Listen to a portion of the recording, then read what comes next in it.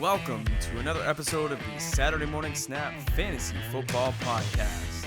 Your weekly dose of news and advice that comes to your pocket every single Saturday. Holding it down, here we got Mack, Mark, Scott, and Landon. Enjoy today's show.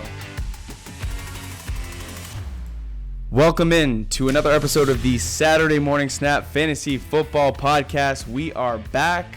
We are live on the YouTubes. Check us out. This is episode 75. It's a beautiful Saturday, October 19th. Quick shout out to my father. Happy birthday to you, Mr. Robert.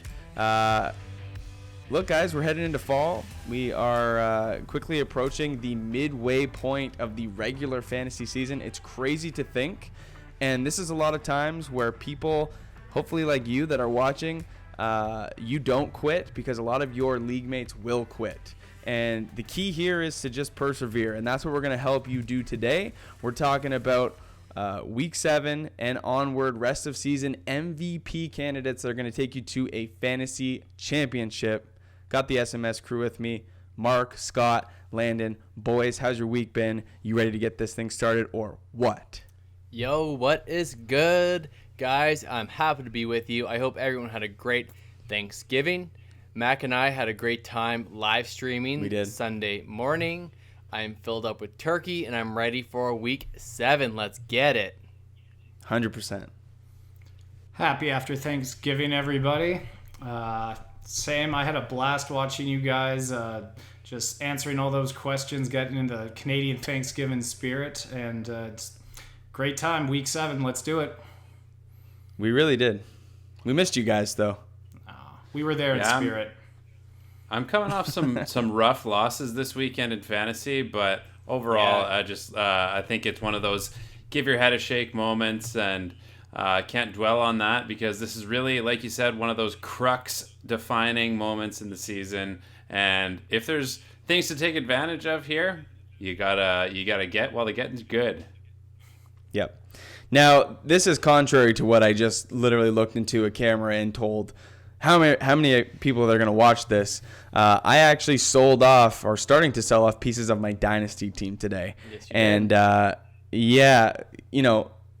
we opened this dynasty league 2 years ago. I won the first year. I had a great team and just haven't been on the winning side of things. I'm 1-5 right now, and I just think, moving forward, I need to sell off some pieces. So I actually made one trade today, and I want to get your guys' opinion on the trade. It was Melvin Gordon, Alshon Jeffrey, and Philip Lindsay plus a fourth. So I'm giving away a fourth for Kerryon Johnson. Yeah, rookie draft, of course. For Kerryon Johnson, Kyler Murray, and a 2020 second. Yeah. What do you guys think about the deal? Mac, a popular term in the dynasty world is either you're a contender or a pretender. And Correct. I'm glad you have kind of pressed the reset button. Your team was great to start. It is aging a little bit. So A little bit. I think this is a great trade for both parties. And the guy you traded with, Matt, he's going for it.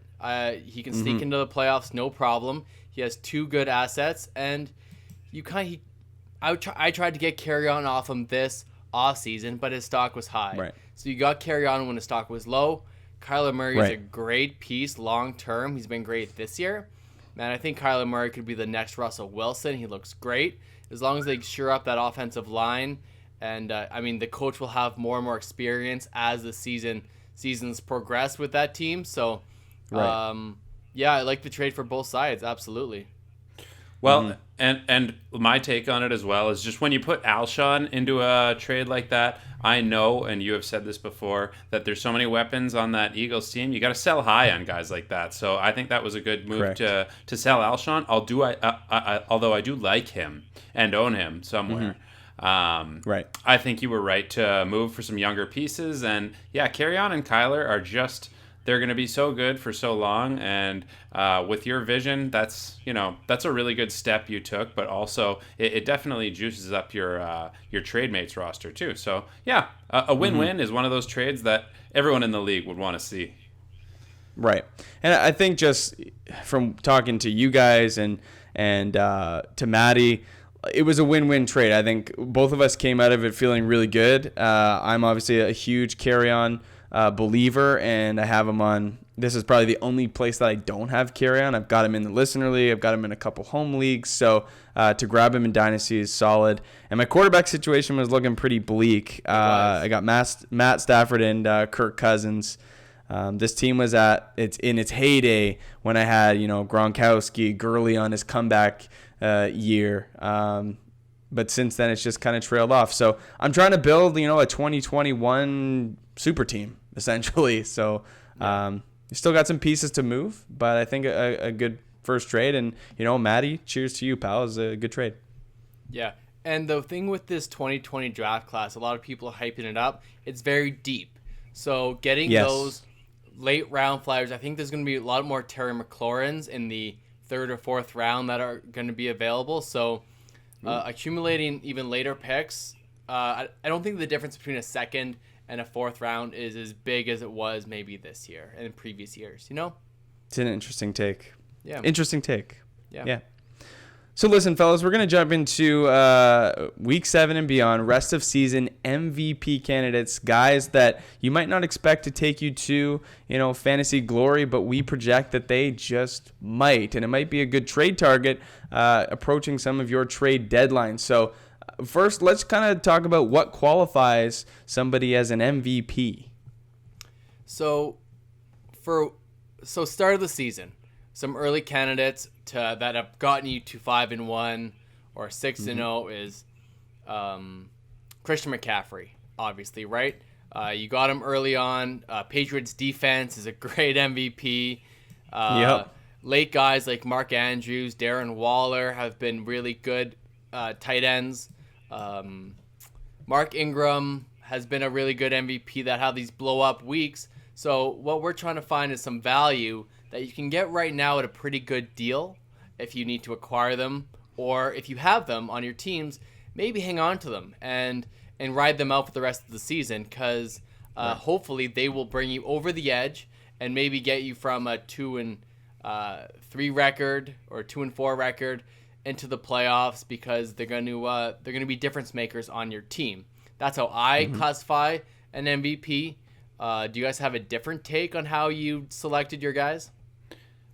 I actually, I put a lot of stake into the momentum at this point in the season, like the last couple of games. I try to ignore early on performances, but what I'm actually seeing a ton of in the NFL right now is it's not often that quote unquote stud player will have 2 down weeks in a row, and usually you see bounce backs from a lot of guys because, well, they're vocal about it. They make a point to know that they don't want to have another dud year, and well, that's just kind of the way they get. A lot of these guys just end up getting their way. So yeah, my take is that a guy with good momentum or with a lot of bounce back potential qualifies for MVP. Yeah, when I was making my decisions, I was trying to balance off, players that are kind of locks to really help you win, absolutely, and then guys that are a little more attainable. Saying Zeke's going to win you your league isn't as helpful, I think, as picking somebody who's maybe an easy trade target for you in your league, or God be it, maybe still on the waiver wire. So I tried to balance out my picks that way. Yeah. Same, and I think really what it boils down to for an MVP is a player who is on the largest, or they have the highest ownership percentage among league-winning teams. So it might not be that Christian McCaffrey very well may be on a lot of league-winning teams, but it's going to be those guys that you pick up off waivers, or you sell high on guys that have had great starts to the year, or you sell high on a guy like Hunter Henry who had a great return from injury, and that's not going to project forward, and you go and get yourself a guy that ends up being an MVP. I mean, I can think a couple of years back, Tim Hightower in weeks 14, 15, 16 was a stud because, the starter went down and people scooped up Tim Hightower, and he had, 2 30-point weeks in championship, in playoff weeks. So that's kind of an example of a guy who we're thinking of. Maybe not in a waiver situation, but in a situation where they can show out second half. Yeah, man. CJ Anderson last year was that guy for a lot of teams. What a stud. Before we jump into like first half MVPs, like the New England Patriots have more points than Dalvin Cook and Chris Godwin right now. They are eighth in overall scoring at 135 points. The only players Tom ahead. Brady enough. It's just not fair. It's really not fair this year. No, there's 6 quarterbacks and 1 running back ahead of the New England Patriots. That is Dak Prescott, Pat Mahomes, Matt Ryan, Deshaun Watson, Russell Wilson, Lamar Jackson, and Christian McCaffrey. Nobody else is scoring more points than the New England Patriots defense right now, and that is wild. You know, there's a lot of Patriots fans out there who it's just basically their tradition to bid like $4 on the Patriots defense at the tail end of the draft. And they're just having such a good season. It makes my blood boil. Yeah. We all know those people, and we do. hate them. Yeah. In my crazy sell-off in Dynasty, I do have New England Patriots as my defense. And would it be crazy to try and sell super high on the Patriots? I think it's too crazy. I would buy them, Mac. I know you would, Landon. Let's throw them in the deal with Leonard Fournette and make it happen. Yeah. Fournette and Gurley are still on the table, so it's up to you guys. Well, listen, let's take a second here, jump into our rest of season MVPs, and we'll kick it off at the quarterback position. All right, I'll kick things off. I'm going to talk about a guy that I believe in that has had a terrible first half here. I'm talking about Baker Mayfield, one of the worst quarterbacks under pressure right now, tied for 5th worst in completion percentage under pressure. He has over, I think it's 50 quarterbacks that qualify for this stat, 50 dropbacks or more. Baker Mayfield is at a 33% completion rate, which is 5th worst right now, tied with Joe Flacco. And if you were to project that Baker Mayfield would be on par with Joe Flacco at this point in the season, you would not want to roster him heading into the season. However, I want to take a quick second here to just chat about who Baker Mayfield has played so far this season. We got the first 6 games, the Tennessee Titans, who are 8th in total defense, the Jets, which are 19th, the Rams 12th, the Ravens 13th, the Niners 2nd, and the Seattle Seahawks at 20. So they haven't exactly had an easy start to the season. If we look at their last 6 weeks where Baker Mayfield is going to make you your hay, we have all bottom half defenses.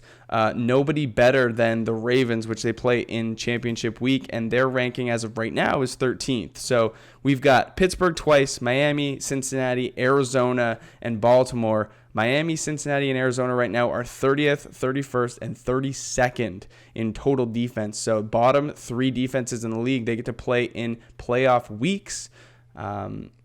I think the Browns find their step. I think they'll be okay in a divisional game in Week 16. At this point, it might not matter for the Ravens.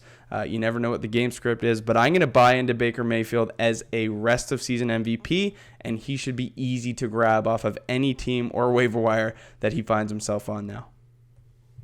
I like it. Yeah, Bold take. I don't dislike that. You shouldn't. I'm going to go next here with a guy who has been super impressive as of late on a team that's absolutely rolling right now, and that is the $84 million man, Kirk Cousins. My goodness. So the last 2 weeks, he's got about 640 yards, 6 touchdowns. Obviously found his groove with a guy that everyone was waiting on, Stephon Diggs, last week. And Thielen has just been as sure-handed as any fantasy owner would ever want him to be.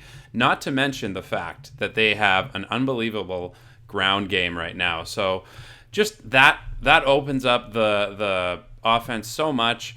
You see that this is kind of a limitless scheme now that they have some better blocking going for Kirk Cousins. And I just think with that momentum, the way they're looking right now, And the way that they played at home last week against Philadelphia, they're a scary team. And I think Kirk Cousins, if this protection stays up around him, he is going to show out and dominate for the rest of the season.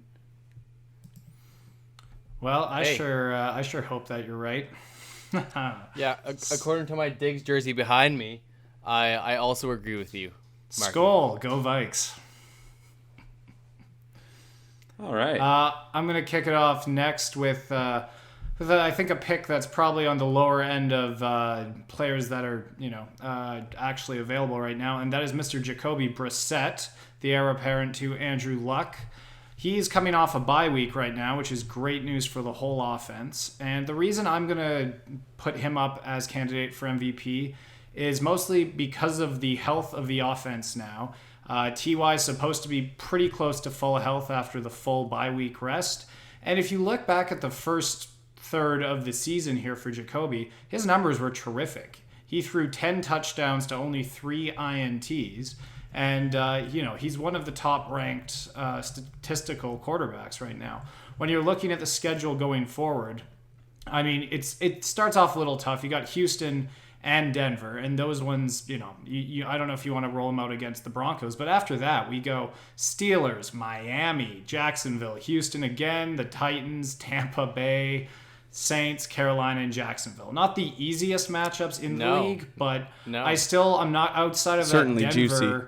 Outside of Denver, I don't think any of those are I don't think there's any reasons to not start him there. I think he's been a great quarterback who has gone under the wire because his name is not Andrew Luck. So I'm going to say Jacoby Brissett, and you can go out and get him very easily.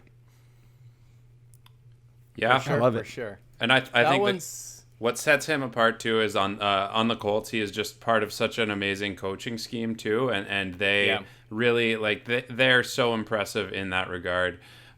So he is just a component of what is a very unpredictable and exciting offense. Yeah, and he's a pretty underrated team in general. Totally. So I'm gonna finish us off with Aaron Rodgers. He is the 14th ranked quarterback. Not what you wanted when you drafted him, but I think rest of season, he should be really good. And this is a perfect quarterback for a team that's 2-4 that really needs to get into the playoffs. And then we all know anything can happen if you're in. Because you have Oakland, Kansas City, the Chargers, you have the Giants, Washington. The semifinals and the finals is a little bit tough against Chicago and Minneapolis. But they've already played them before. Aaron Rodgers, one of the smartest quarterbacks in the league. If anyone, can overcome a bad matchup, I think it's Aaron Rodgers, especially if the team is fighting for a playoff spot. So hopefully by then we have all the weapons come back for Aaron Rodgers, and maybe Aaron Lazard is the real deal. So you never know. Alan Lazard. Alan Lazard. He looked Everyone pretty else well on out that there. offense He's is a big named boy. Aaron. Yeah. Exactly. The crazy thing here, I mean, we talk about two halves of a schedule. Let's just look at the way Aaron Rodgers opened the season.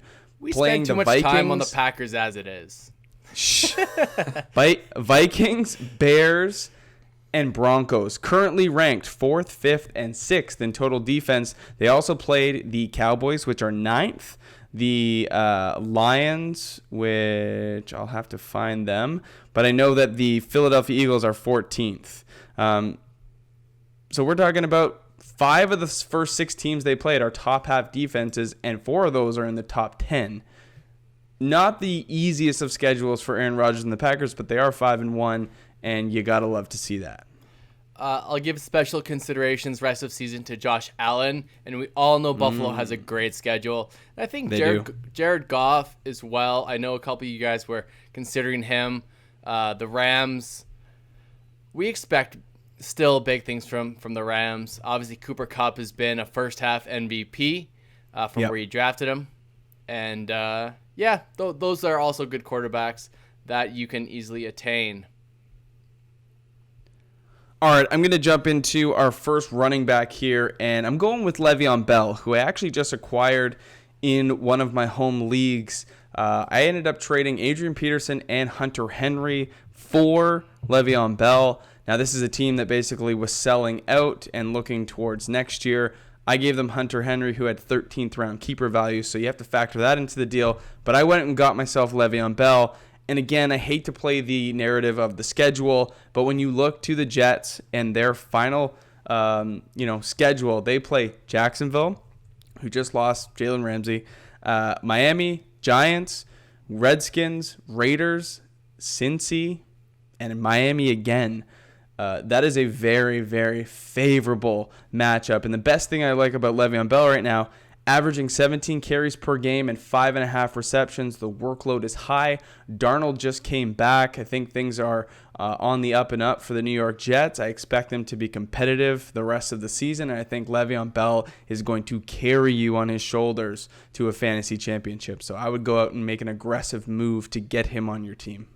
I love that pick. I've, as someone who's been holding him in our dynasty league for years, I really that narrative is exactly how I see it playing out in my mind, and I really agree with everything you say there. So I sure hope you're right. I love it. So I know we never really talk about this team, but I am going to go with a guy who is a little bit slept on, especially by you, Mackenzie, and that's Aaron Jones. He's on the Green Bay Packers. Sure. And, obviously he didn't play very well against the Lions on Monday night there, and was shone out by a player named Jamal Williams. Wasn't very happy about that. Yep. He actually ended up being the demise of my fantasy team in one matchup. So, but however, back to Aaron Jones. He is super impressive. Obviously, the week before, he killed it in Dallas and was unstoppable in so many ways. He's so efficient as a runner, but also if he can catch those passes and haul them in after the catch, he is a tough guy to take down. So I really like Aaron Jones for the rest of the season, and given that there's so much difficulty finding a number one receiver in Green Bay, you know that they got to work that ground game. 100%. The only question I have for you, Mark, is I hold Aaron Jones in a couple spots. I'm really confident in him too. What about Jamal Williams? He's coming back. They seem to be in like a 60-40, 50-50 split half the time. And we've seen Williams out-snap Aaron Jones with his fumbling issues. Do you project Jamal Williams to be a problem moving forward, or is there enough touchdown upside for Aaron Jones to be MVP caliber? Again, I'm a believer in the bounce back. I think this is going to be a defying game coming up this week for him. And I got faith in Aaron Jones. He was that impressive last year. He's already got 8 touchdowns on the season. I think he's just going to keep that momentum going. And obviously that touchdown upside, if you got 8 of them by week 6, I mean, that's enough for a rest of the season MVP candidate for me. Right. Amazing. All right, well, that's a great take, Mark. Another ode to the Packers. Gotta love it. For my pick, I'm actually going to head over to Jacksonville, and I will be picking Leonard Fournette. Now, I know Mack has been a big advocate for Fournette all year, and he is a stud, but he had a bit of a rough start to the season. That's my guy. And I feel like he's really starting to ramp it up. We all know he had the 225 game on 29 carries, but he followed that up with a pretty solid 108 on 23 carries, 1 touchdown. Really, and then last week was decent, 20-72. But what I like is I'm a big fan of his schedule coming up. I know we're trying to stick away from the narrative completely of the schedule, but really, I mean, when you face the Bengals, the Jets, the Texans, then you got Indy, Titans, Tampa Bay, the Chargers, Oakland, Atlanta, and Indy. I mean, is there one defense in there that sparks fear in the hearts of offenses? Tampa Bay is excellent at Indy a the little run bit. this year. Excellent. Yeah, they've been great. I don't know why you're downplaying Tampa. I always downplay Tampa when I go against them in fantasy. Tennessee, I would say Indy, Tennessee, Tampa is a decently hard schedule, but Decent, sure, I mean, not decently. that I'm concerned about sure, it. decently hard. But I'm just saying nothing. There's no Denvers that jump out at you. There's no Baltimore. I mean, it's impossible to have that many games in a row without someone who's half decent. But I'm saying I think this is a very, very good schedule if you're going to be looking to trade for Fournette to try to win this season. I think that schedule is about as good as you can hope for in the NFL. So So the Tampa Bay Buccaneers are actually number 1 this year against the run through 6 Wouldn't you know it, eh?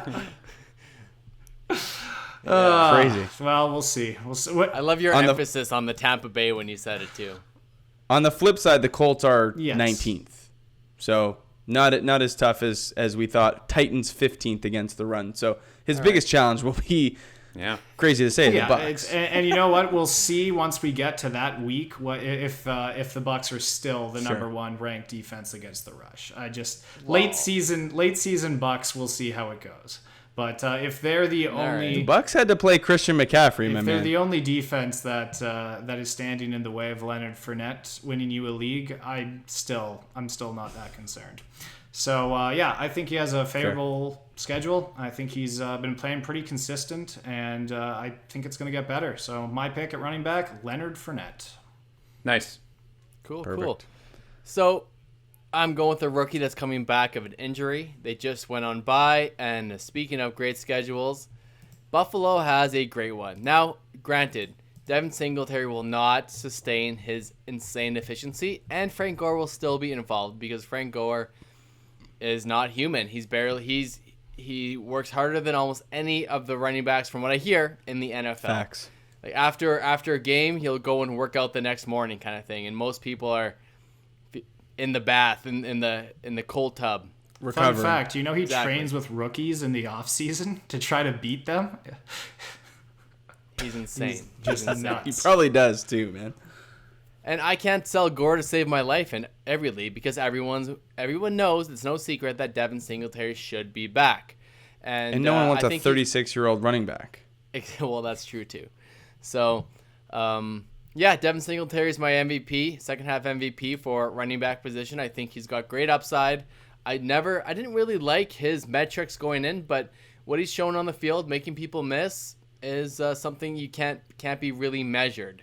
So he's a good football player, and I think he's going to be just fine. I'll probably have to start him over Joe Mixon, second half season. So I'll also give a special shout out to Tevin Coleman as a second half MVP. He looks great, and Devonta Freeman. He gets involved out of the backfield. Their O line is hurting, but Matt Ryan just throws and throws, and Freeman's been a beneficiary of those big time. as well. I love the 49ers and the whole package they have on the ground right now. they're so good. Whether you've got Burita working out of the backfield in the passing game, or you've got Coleman, man, I think both of them are great options. Totally agree. I'd love to get my hands on Singletary, that's for sure. Yeah. Let's jump into wide receivers. Some potential studs here. I'm going to go with my man Robert Woods from the That's a Los great one. Angeles Rams. Now, you might be saying, Mack, come on. Let's not live in the past. Robert Woods finished as the wide receiver 7 last year, but this year he's wide receiver 44. And what I'm going to say to you is, it's not his fault. Jared Goff's been bad. Yep. This team has struggled without Todd Gurley.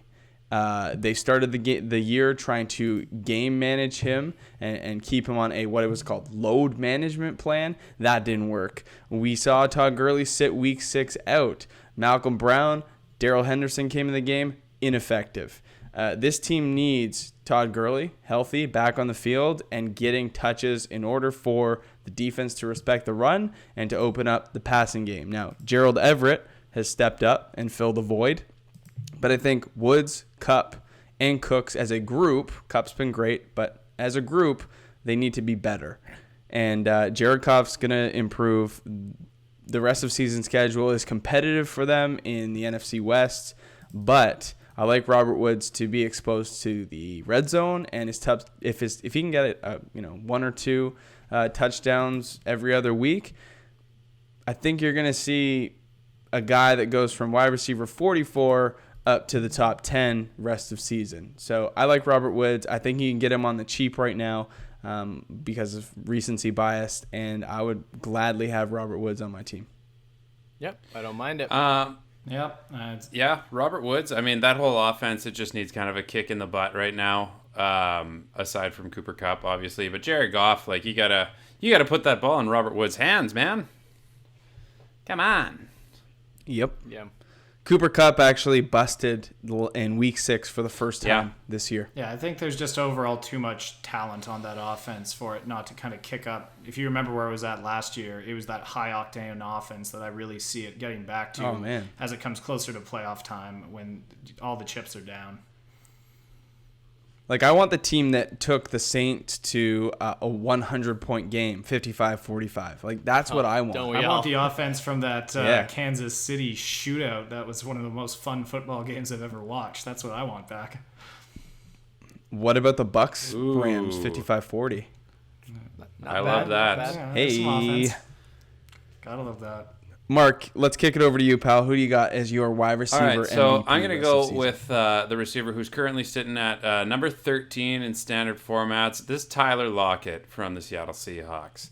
We cannot ignore the fact that Russell Wilson is playing out of his mind right now, and we know that Tyler Lockett is has something to do with that in a big way. I mean, Russell is making the elements around him work, and he's making the entire team better. But on top of this, Tyler Lockett is barely dropping anything. Like his efficiency on top of Russell's is really what's allowing them to win the games. And when you see him make catches like that corner grab, the toe drag in the end zone a couple of weeks ago, he is just an electric player. And I've always liked him, but I think he's almost sneakily one of like the better guys in the league right now. And to me, I think this team is a Super Bowl caliber team offensively, and I think Tyler Lockett is just going to keep getting worked. Let's see him get a couple more targets per game, but he is incredible, and I love his play style, so I got him as my rest of season wide receiver MVP. Are we just picking players off of Scott's Dynasty team? Because it sure sounds like it. I am going to be the guy's 5-1. He's I'm primed. going to be an absolute force in the second half of this Scott, season. I'm going to stomp your Dynasty team. I'm going to stomp them this week. Damn it. You're going to stomp them. All right, I like it. Yeah, I you like guys. it.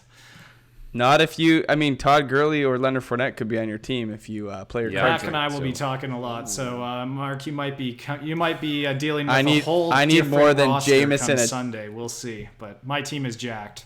I need more than Jameson at 2022nd, my man. I am. I'm gonna head over next, and my pick is not on my Dynasty League, unfortunately. But I'm gonna go with T.Y. Hilton. Big name, nice. Big sexy name. But he's had injury problems, and if you have him on your roster, you've been making do and finding replacements for the past few weeks. But let me ask you guys a question: How many touchdowns do you think the league leader has right now in the NFL? For wide receiver? I'm going to go with 5. 6, Mr. Godwin. That is correct. Now, the interesting thing is T.Y. has not been healthy for the majority of this actual season, and he's still reeled in 4 touchdowns. I think that really goes to show you just how connected he actually is with Brissett when he's out there and healthy.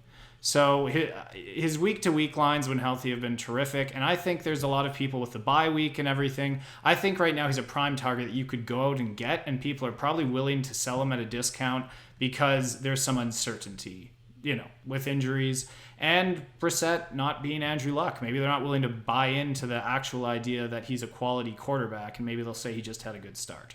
So I'm going to say T.Y. Hilton is my pick for the remainder of the season. I think he's going to finish really strong.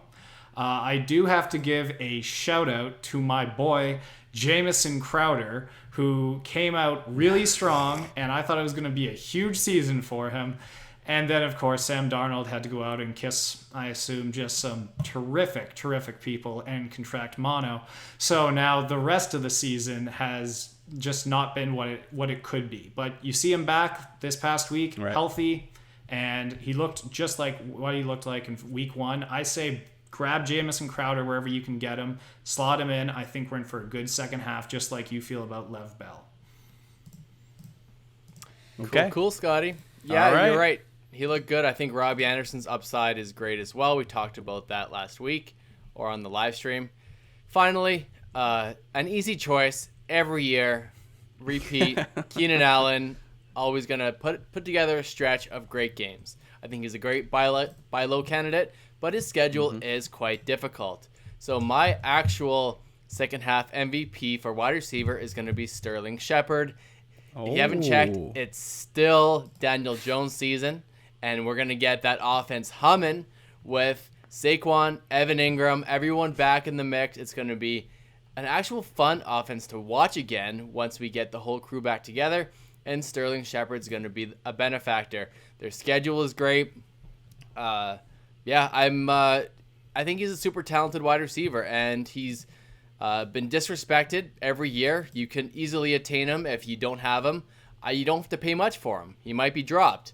So I think he should be he's a good candidate to maybe get in as a throw-in piece. If you're going after a guy like Lev Bell, maybe just throw Sterling Shepard in there and see how it goes.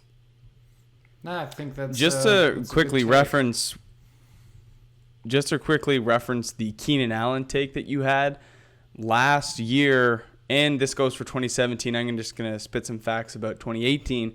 Keenan Allen, weeks 1 through 8 last year, was wide receiver 30. Weeks 9 through 16, he was wide receiver 7. He has a history of doing this, and not to say that it's going to happen again. His start to the season this year has been better than it has in 2017 and 2018, but there's always that small possibility that Keenan Allen wakes up. It's a hibernation period. Monster. First half's always a hibernation period. He's I don't dislike Landon's take as of right now. And Mark, I think it's more of a Dragon Ball Z situation where he's collecting the Spirit Bomb and he's going to launch it the second half of the season. Yeah, Keenan Allen right now through 6 weeks is wide receiver 6, so tough to improve on that. I like a world where he's a wide receiver 1. That's the world I want to live in. Yeah, so do all Keenan Allen owners. Let's try our best to breeze through tight ends and defenses. I'm going to go with Hunter Henry. Came back. I told a lot of people not to start Hunter Henry coming back off of, what many thought season-ending injury, but he recovered quickly, maybe a misdiagnosis. I don't know. It was in the back of my brain. He would not be playing, and surprise active. So Hunter Henry had a great game, caught 2 touchdowns, was involved. I think he had 6 receptions.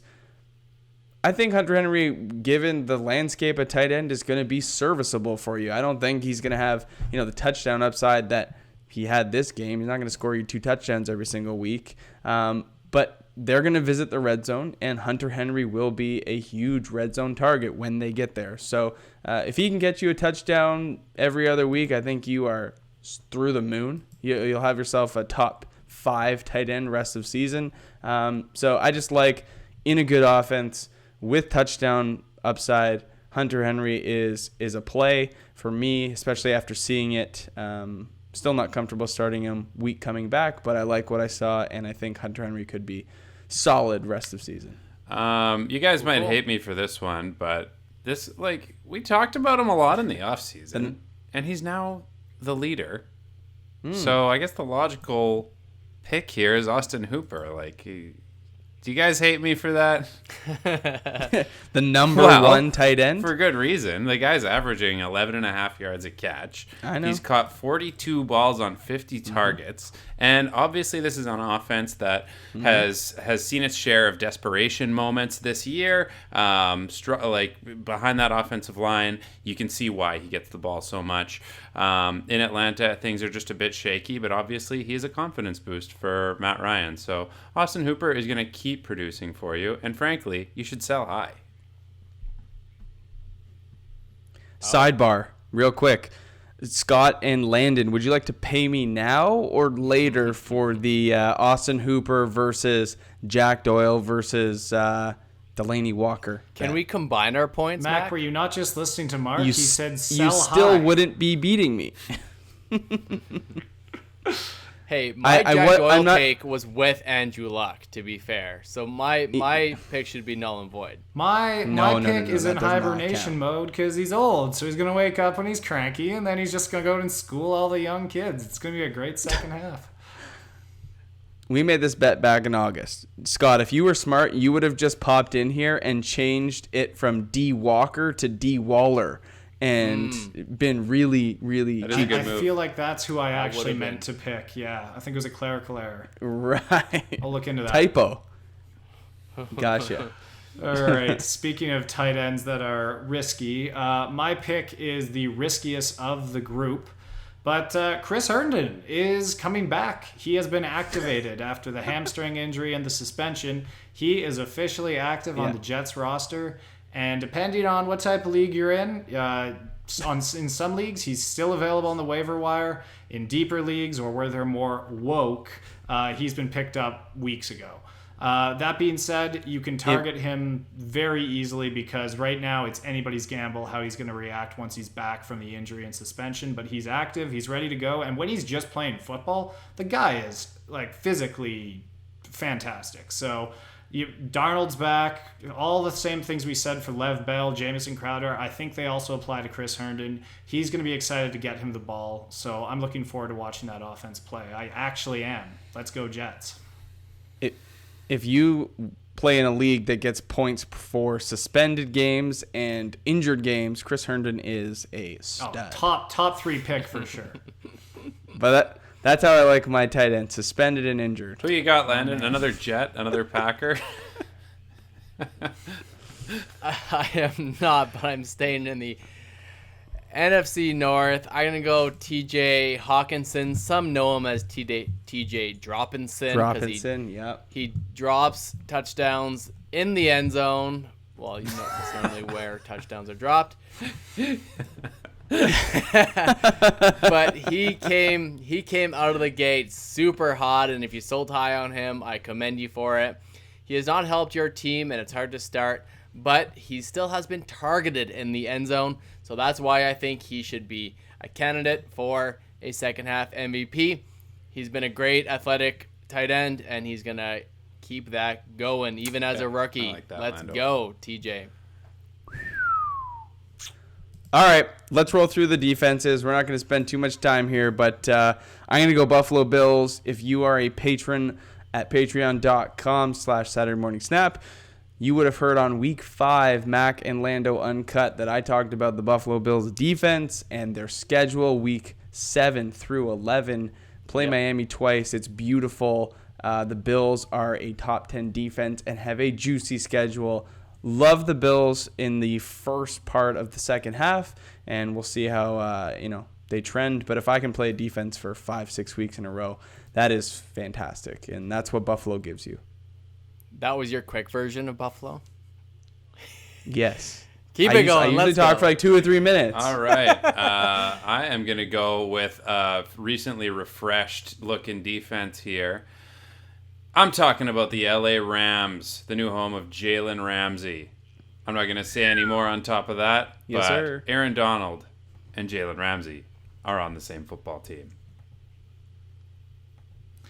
Yes, they Yeah, are. some scary stuff. Scary. I'll win for fastest defense. I'm going with the monsters of the Midway, Chicago Bears. You know why? It's if you can get them from somebody who's sinking and you can pick them up for a song. I think they're a great defense to lock in there. So try to target them before people completely go under.